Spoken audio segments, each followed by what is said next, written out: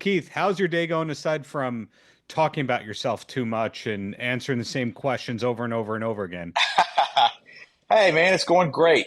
Yeah, I'm on tour with Breaking Benjamin at the moment. I'm in Tampa, Florida. Beautiful weather, which is better than the last time we were here because there was a hurricane barreling down on us, so we had to cancel the show. So this is actually a makeup show for that. So, but the weather seems to be good so far. But yeah, man, it's all good. So you're out there with Breaking Benjamin. When I had the pleasure of speaking with you last year, Infinity Now is the new record. Since then, Us Against the World comes out, et cetera, et cetera. So you haven't had a lot of downtime in the last 2 years creatively, it sounds like. It seems that way. Yeah, you got to just hit it while it's hot, I guess. I think that's kind of the music industry these days. You got to keep putting music out and stay out there and in front of people's face because Lord knows there's so much stuff coming out every day, Yeah. every minute, every second. It's easy to kind of get forgotten. So, but yeah, it's been a good year. I plan on having some more songs come out this year as well. So looking forward to that. When was Us Against the World recorded versus Infinity Now? So Us Against the World, that was recorded during the same session. But it's a song I think I decided to kind of hold on to for a later date. Hmm. But what's funny is most of the songs I think on Infinity Now um, they were written after Us Against the World. I actually wrote it during COVID, so the song's been around a little while. From a piano demo to what it is now. I think when we got in there to work on Infinity Now, it was kind of like, all right, this is one of the songs I want to get hashed out and get some real instruments and everything and evolve it from demo mode to like full song mode. So, but it wasn't. I just didn't feel like it was quite right for the album, and it was something I kind of wanted to kind of release at a later date. And now it's out into the world. Now it's out into the world. And you have a unique situation that you're in this very, very huge rock band. You've got this solo career that's been going steadily. And then also you're writing and producing for other artists. So when you write something, do you outright know which bucket that's going to go into? Usually, it just depends. If I'm writing with another artist and we're in the same room, I'm not thinking, oh, this song's gonna be for me. It's like I'm totally catering and focused on whoever I'm working with, what they like, what they want to hear, and what we can kind of come up with together. And so that's really my focus in that situation. Same with everything else. It's just kind of a project by project basis. If we're in a Breaking Benjamin session, I'm in full Breaking Benjamin mode. Sometimes though, people will ask me, they're like, if you really come up with a great idea, who does that go to? Does that go to Breaking Benjamin or does it go to your solo stuff? And I'm like, well, that's an easy answer. It goes to me. No, yeah. And Ben will Understandable. give me shit sometimes too.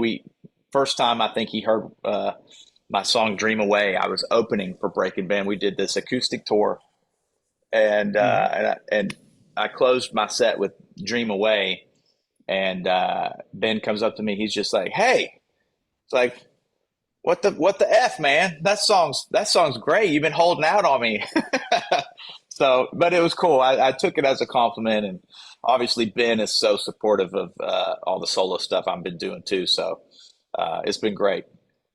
If I'm reading the vibes correctly, in having managed some songwriters and all that, you learn about those bad MDRC clauses. Do you know what I'm talking about?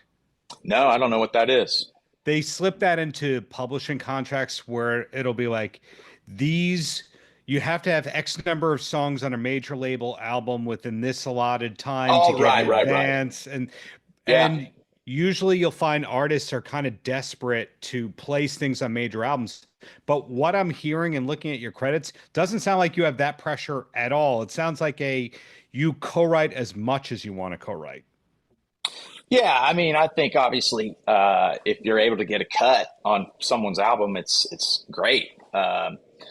But obviously, I'm constantly touring with this or my, solo band. So there's not too much time to do that, but when I do have the time, it is fun to do. It's a fun challenge for Do you sure. take a, sorry to interrupt you there. Do you take a proper recording setup on the road?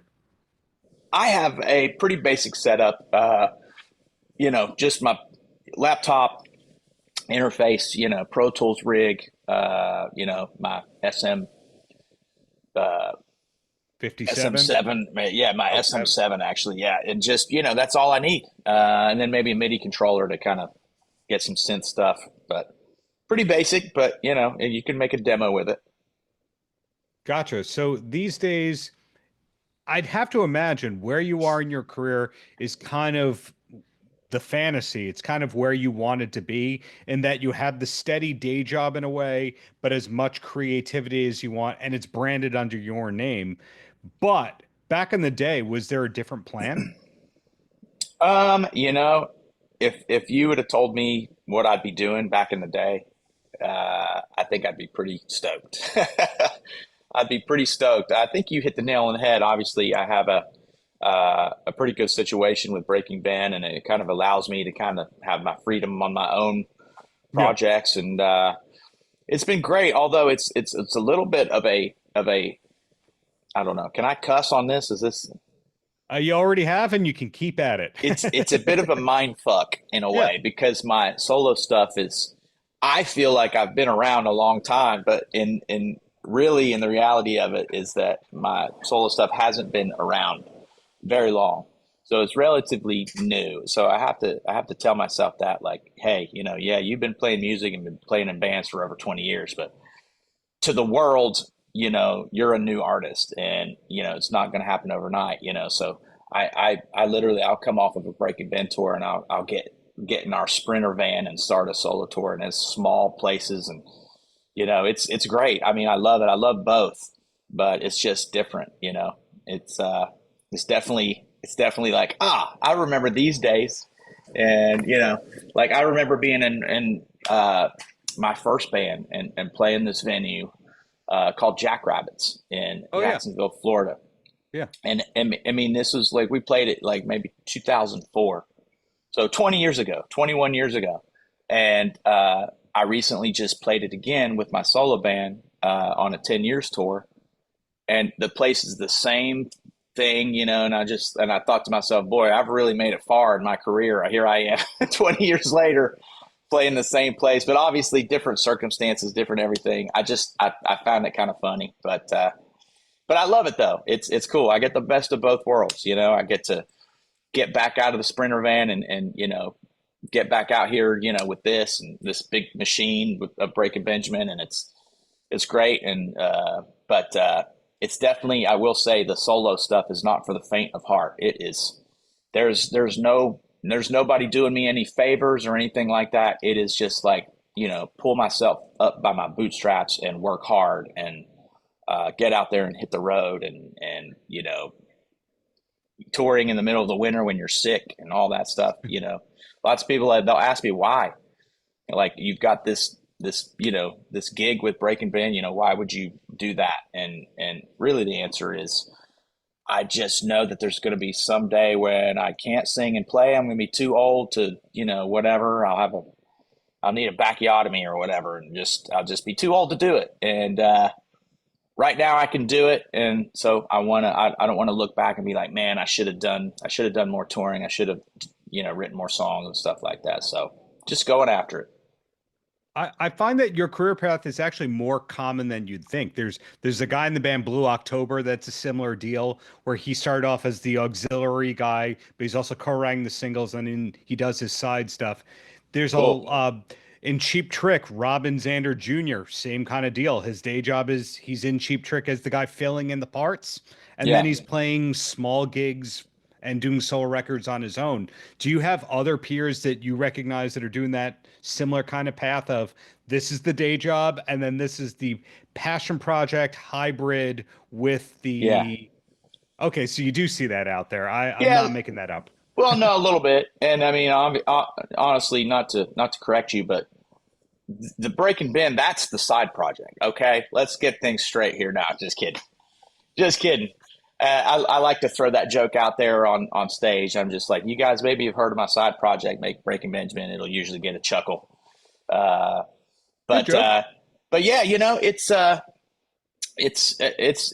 I've seen a few people, and I think it's really the people that just love to write songs and love to express themselves that is kind of their own. It's like, you Hmm. get in a band and there's a lot of voices, there's a lot of opinions, there's a lot of things that kind of go together to make it a whole.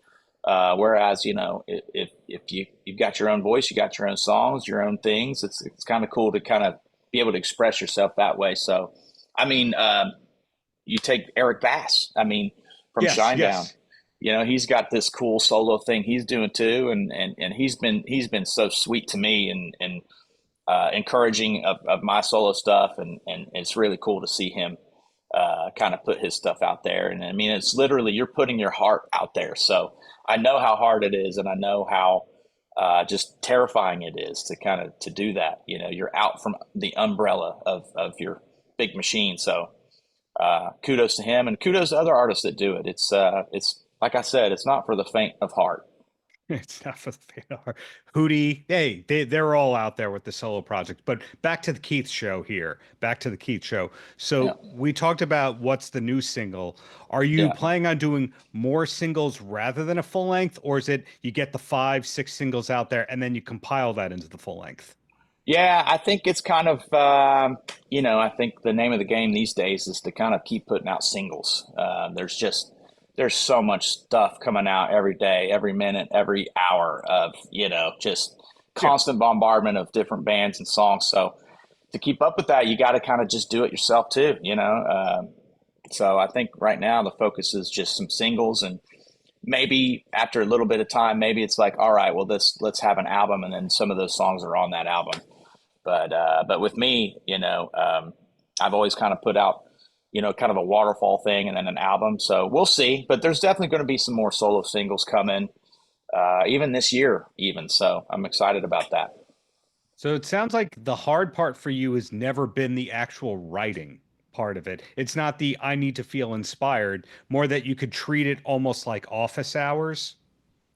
Well, sometimes some days are easier than others. I mean, there's some days, I mean, you show up to write and you just feel like you're digging a ditch. You feel like you're kind of not getting anywhere, but you got to keep showing up, and once in a while you're like, all right, you keep digging and digging and like thunk, all right, I think I've hit something, Sure. and it'll make you dig faster. So I don't know. It's just different. Some days it just comes to you and you're really feeling great. Some days, like I said, it's just like, man, this is work. But it's a muscle. You gotta keep practicing, keep working out that muscle, and hopefully it just kind of gets easier and easier. But yeah.